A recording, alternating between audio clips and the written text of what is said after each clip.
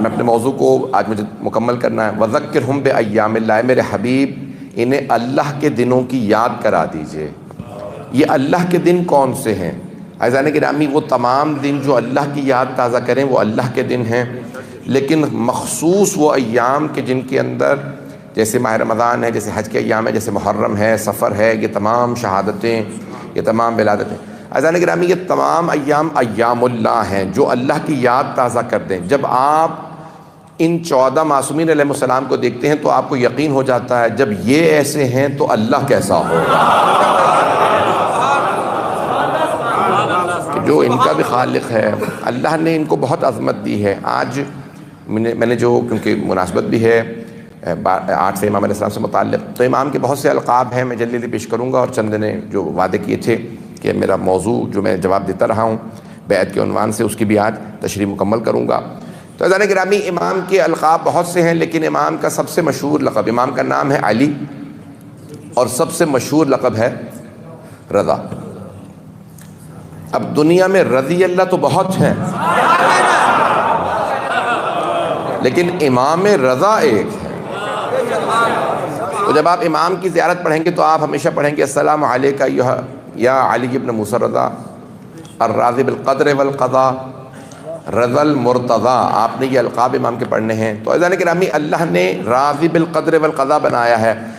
رضی اللہ جو اللہ کو راضی کرنے کی کوشش کرے، اور رضا بقضائہ و تسلیما لامرہ کا مقام اور ہے جو اللہ کی ہر مرضی میں راضی ہو،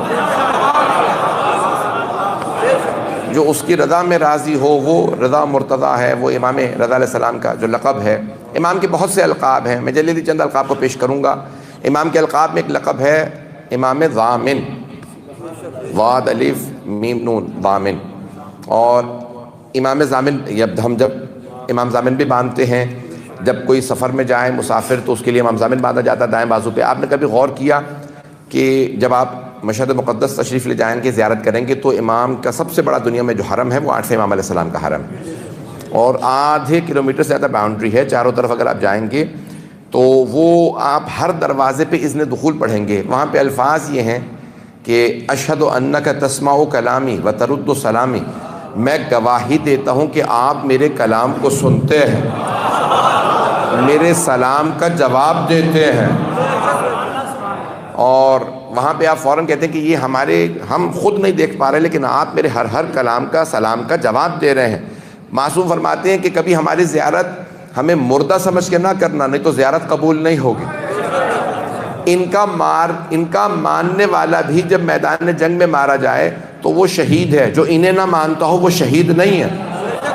ایک اور جملہ کہہ دوں، لو آپ تو پہلے جملے پہ پریشان ہیں. عزیزان گرامی، جو ان کا ماننے والا ہو میدان جنگ میں اگر مارا جاتا ہے وہ شہید، جو ان کا منکر ہو وہ مارا جائے، وہ بے موت مارا گیا ہے، وہ شہید نہیں ہے. اور پیغمبر تو یہاں تک فرماتے ہیں، فخر الدین رازی نے بھی لکھا ہے، جار اللہ زمخشری نے بھی لکھا، یہ دونوں شیعہ عالم نہیں ہیں، انہوں نے بھی اس حدیث کو لکھا، الا ومن مات علی حب آل محمد ماتا شہیدہ.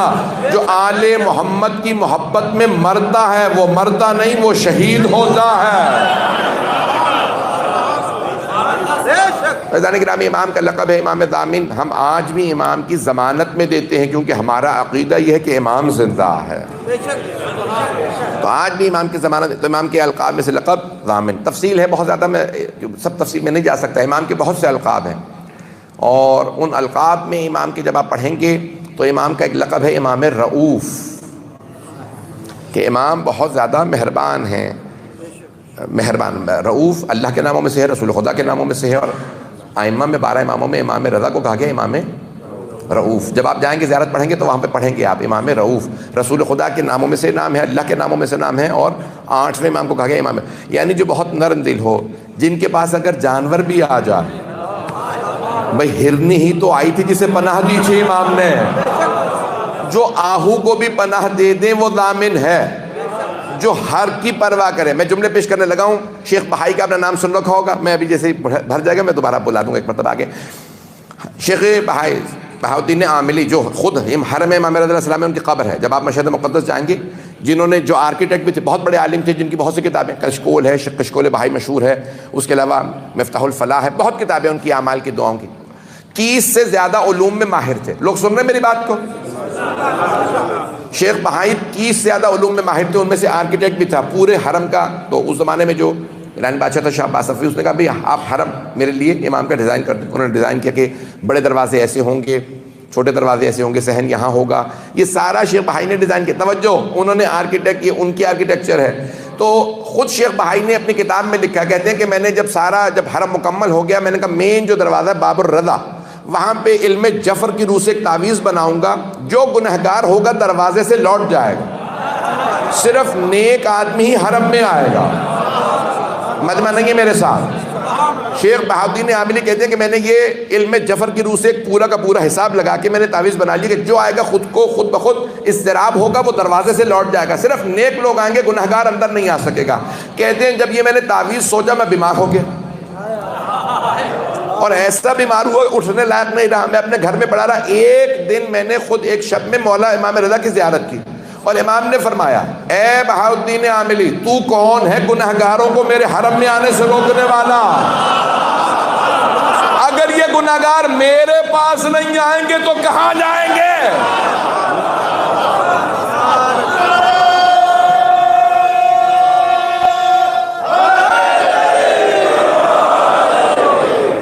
توجہ فرما رہے ہیں عزیزان گرامی. امام دیکھیں اس لیے امام کا لقب ہے امام رؤوف کا. یہ اگر گنہگار میرے پاس نہیں آئیں گے تو ہمارے دشمنوں کے پاس جائیں گے. کہ خبردار کسی کو میرے حرم میں آنے سے مت روکنا، یہ تمہارا معاملہ نہیں ہے، میرا اللہ کے ساتھ معاملہ ہے. کتنے کریم ہیں آل محمد و آل محمد علیہ السلام، کتنے کریم ہیں.